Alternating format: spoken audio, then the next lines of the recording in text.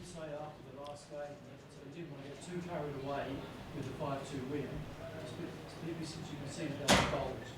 It looked like players didn't need your warning. Well, if you look like that, take it like that, then the back end of the game of Newcastle was the start today, and we were sloppy in the back, especially with the second goal. But also the first goal was very easy how they managed to get through. And yeah, if you come behind 2-0, then it's difficult. We had that the same last week, the other way around. And today we came back in the game with a few good chances, I think. But then Reddy had a few very good saves, reactions on headers of Moy, and in the second half as well, a good reaction on I think Partelu it was. And so yeah, the moments that we could have come back in the game, we didn't finish the chances off. And yeah, overall there were too many players just not reaching the level that that we need to play our game, and that was disappointing. But yeah, we have to move forward, and we have a break now. Use the break in a good way, and make sure that we're strong and ready for the second part. Were you a little bit surprised that they kept running the whole game? They didn't seem to have the same after effects from a 3-day break that Newcastle had. Winning and leading is a very good medicine. So that's how it works. You get that extra energy. They push out that extra meter for each other, and that's what they did. And they worked hard.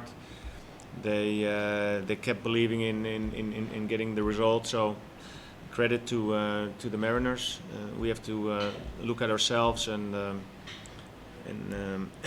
I think everybody's disappointing about, especially the start and the way that we gave 2 goals so easy away. So talking about the start, they were very lethargic, very heavy legged. Was it a factor or just well,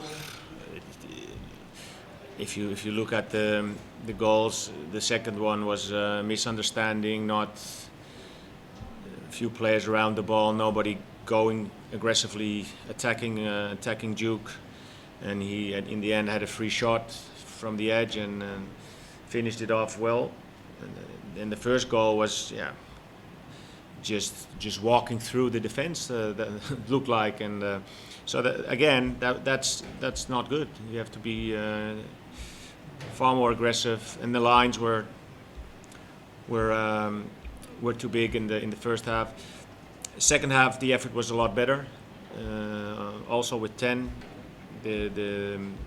we kept on working and looking for the 2-1. We almost made the 2-1, and even till the end we were fighting to get that goal, and you never know what then can happen. So yeah, the effort the boys put in, but it wasn't just good enough today. Yeah. Well, when do I make the red card? I think everybody could see it. I think Tendo was too late, and Duke was before Tendo at the ball, and there's only one thing then, and it's a red card. So yeah, we can make a big story about it, but that's the way the rules are. Was there a problem with Connor Chapman today? Was he injured? Connor was injured, yeah. So he pulled up a little bit with some hamstring problems after the game. Not very serious, but enough for him and for us not to decide not to put him in the team, and he stayed behind. You've got a 3-week break or 4-week break before the next game. What's the big thing you think you need to work on so when you come back, you guys are the best? Well, we have to work on a lot of things, but I think we have to work on, especially that we have to know that we're good as long as our last game, and that we're good if we're compact and fight for the right to play, and that today was not good enough, because then we're an average team. But if we fight, we're compact, and we want to go for every ball. Then we have enough quality. We have quality up front to make goals. We have quality in the midfield to serve and to battle, and we have quality in the back to defend. So they're all things to improve, of course, and we'll work very hard to make sure that we're on a good level when we have the restart. Would you sacrifice Robert to bring on the goalkeeper? What was it that you got on that? Well, I think that's normal. Robert, we've said it from the beginning, is coming back from this injury. Was already an hour gone, and then playing with 10 men for us was also looking to the future and to make sure that he had a good 4 games, not full games, but that's now also for us and for him to work on, that he can have these weeks to make sure that he's fully fit to play 90 minutes when we come back. And again, we're happy that he's back, but yeah, he's of course not at his top level physique yet. Thank you, John. Okay.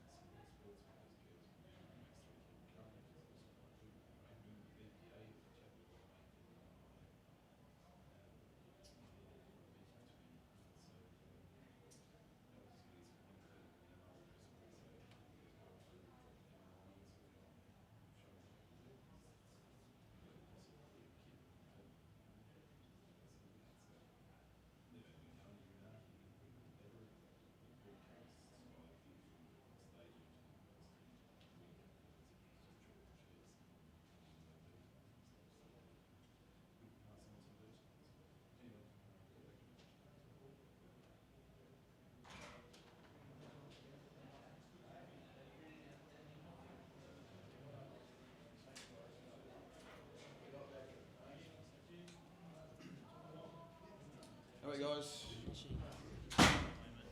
You'll excuse the no jacket. Hello, how are you? Still on the back of the chair, is it? Hey? Oh, my goodness. Can't imagine what the players went through. You sweat as much as me. You're going to be happy with that. What's probably the best performance this season? Yeah.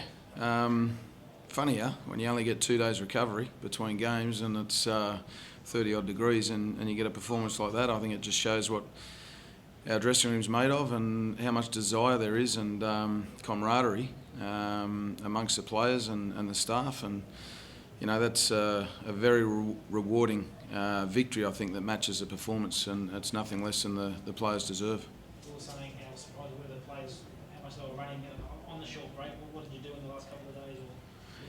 Oh, look, I mean, you know, it's a common, it's an accumulation of belief and desire and confidence. And I think last week, you know, was a real turning point for us at home to score 3 goals.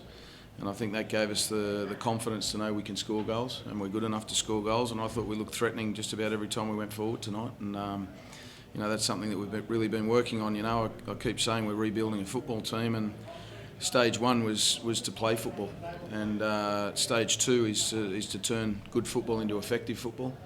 And we're starting to do that more and more now. And I've got to give full credit to the senior players for keeping the dressing room together during a long spell without a win. And I'm just over the moon for the players tonight and all the staff. Everyone's worked around the clock. I keep saying we've all been on the same page, working hard every day, and that's the reward that you get. But let's not get carried away. It's only a win. It's 4 points from 6 to start the new year.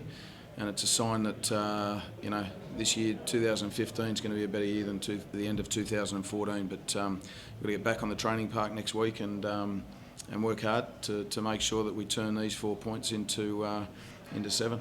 It's been a bit of a while between goals for Dukey, but obviously you've stayed confident in the whole time there. Did you sense that he was on the threshold of breaking through and producing a performance like that? Yeah, look, against Melbourne Victory at North Sydney Oval, he was tired, so I benched him that night at his own request, and I'll give him credit for that. He told me that he was pretty tired, and you could see in his performances. He played a lot of football because he was our only number 9 for the first part of the season.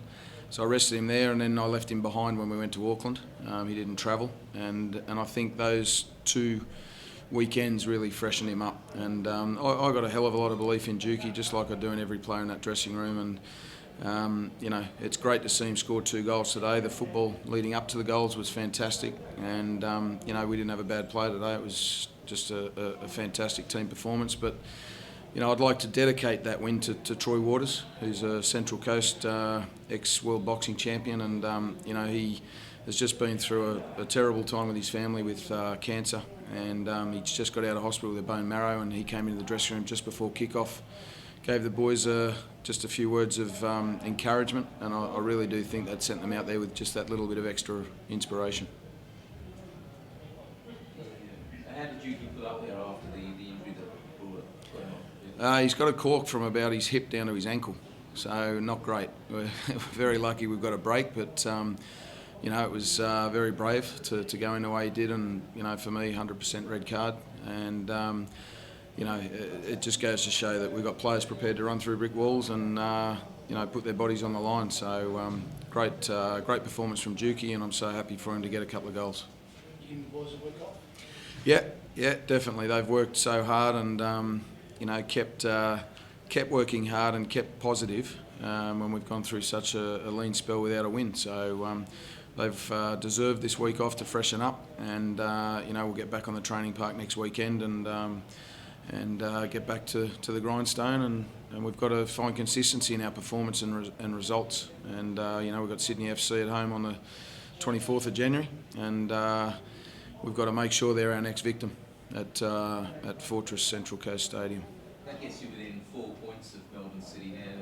It's 6, I guess they're the target. You've got 5 points in your last 3 games and a couple of clean sheets. Do you feel that you've got that momentum? Is it almost a shame that you've got a little bit of a break now? No, the break's at a good time for us. We've got to freshen the boys up. We've got a lot of football ahead of us. We've got a crucial ACL qualifier in February, and we've got to win that to go through to the main draw. And when we do, there's an extra 6 games plus travel to Asia.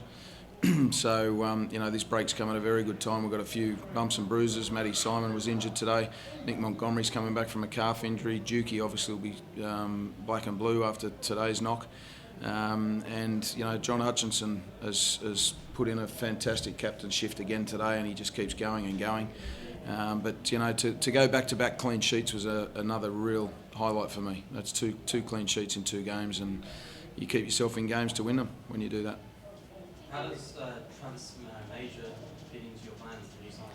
Well, I think we got some glimpses of what he's about today. When someone knocks Patrick Kisnorbo on his backside, it shows that he's got the strength to play at this level.